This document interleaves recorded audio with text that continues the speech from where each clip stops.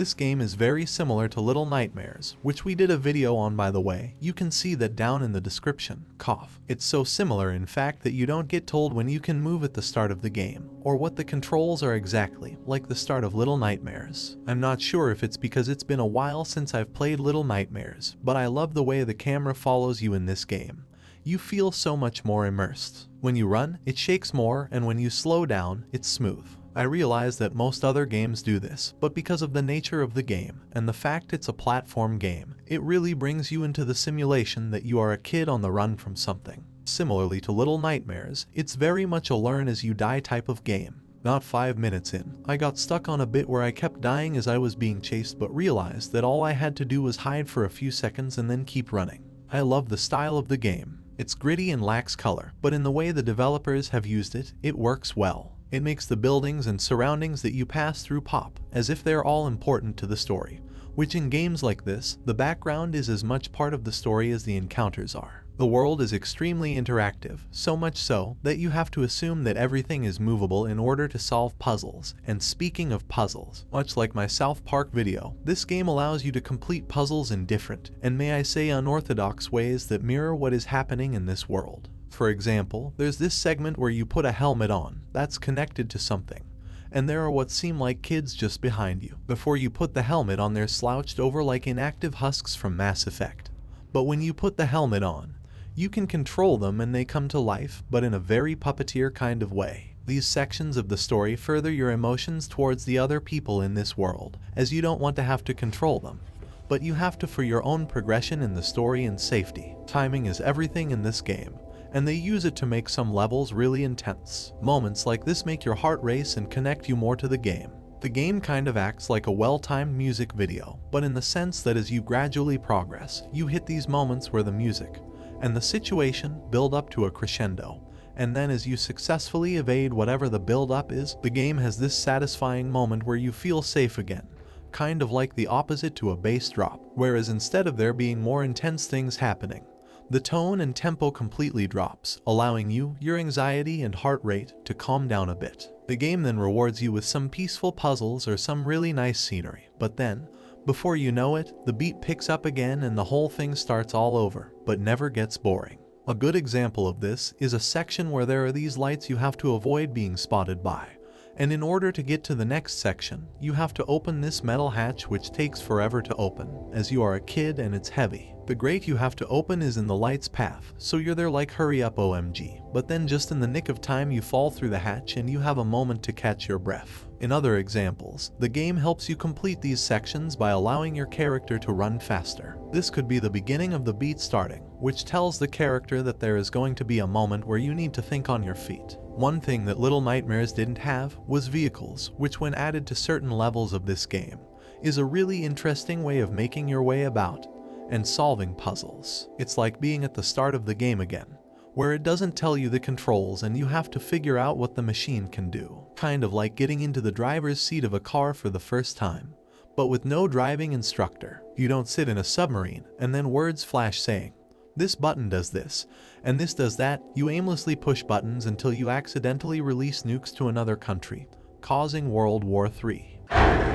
Jump scares. Fuck's sake, I hate jump scares. I know people like horror games because of the adrenaline and stuff, but it takes me out of the game personally. Sure, I get scared about being caught by the people who are chasing me, and the machines dotted around the map, but I didn't think there would be abnormalities in this game. Now that's another thing I need to add to the list of things I need to look out for while running around the map. To be fair, this isn't necessarily a bad thing. Being weary of your surroundings in a game makes you pay more attention, which then in turn sucks you into the world you are playing in.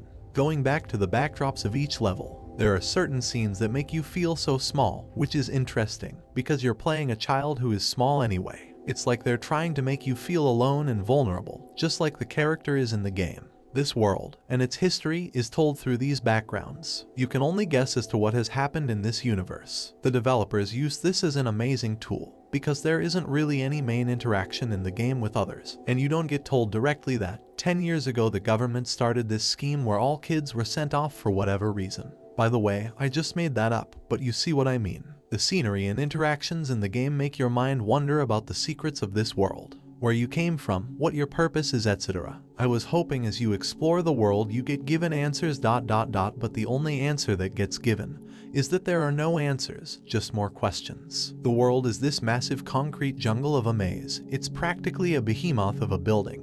There's barely any outside world on some parts. I'm surprised you even start off in a forest. It's so big that hundreds of floors have been filled with water. I can't tell if the world has come to this or if this is just some abandoned city-sized building.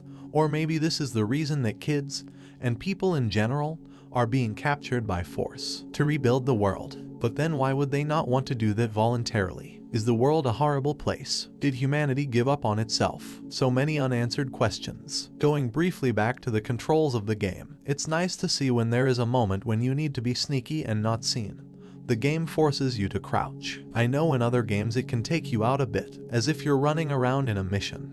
Then turn a corner and there are people there that shouldn't have seen you. It can be annoying to have these big words come up that say, "Mission failed," and then have to restart from the last checkpoint, which is God knows how long ago, so being notified that this is a sneaky section gives you a little prompt to be like, okay, this is not the time to be running about, and we wouldn't want you to get angry, would we? So just chill, yeah. Another reference to autonomy in the controls is in reference to the grabbing mechanic. I know you can grab things that can be moved, but I mean when you jump and the game automatically gets the character to grab a ledge. It's one less thing to worry about. This game is forgiving, but also at the same time, if you can't perform a simple task in the eyes of the game, then it can be unforgiving. It's almost like the game wants you to be able to enjoy the game, so it helps you. But it knows that one of the biggest ways to enjoy a game is to have the chance of failure, which then creates achievement, which then makes you accomplished, which then makes you happy and makes you want to complete the game. It's a calculation on the developer's side to think about what to help the players with and what to leave them with to try and do themselves. Another thing I like about this game, which is similar to the beginning of it, is how subtle it is. There is a section in the game where you are introduced to the fact you can swim, and not after long being underwater. Your character starts to cough a little bit, which if you pick up on things like that, imply you need to get to the surface as quick as possible. Though there is not a concrete tutorial, you could argue that the game is letting the gamer know that there are certain rules to this world, which results in many tutorials secretly dotted throughout the game. Real physics ... ish, right? So I love this about this game. At the same time that the game tells you you can't hold your breath forever, there are these guys after you, which if you are smart enough, you will dive underwater before they start shooting at you, and when they do, you find out that their bullets don't go far, which is based on real life. For too long have games and movies thought that bullets can travel underwater. Sorry, I just like grounded games. This game at points thinks it's a movie and not for the obvious reasons. There are sections in the game that are basically foreshadowing the rest of the game. There is a section where you come across a farm, and there are some abandoned baby chicks, and they start to follow you. Unless you're replaying this game, you wouldn't connect the fact that later on in the game you literally start controlling people that follow your every move. All in all, Inside is a beautiful abstract story that makes your mind question and wonder about everything around you. It takes advantage of space and size, and makes you feel emotions that most other games would struggle to make you feel, unless they put you in similar situations, which would be hard to do if you were playing any other genre. I personally love this game and the fact that I have played this once and know what happens and remember most of the puzzles. It was a delight to replay the game for this script, as I fell back in love with it immediately.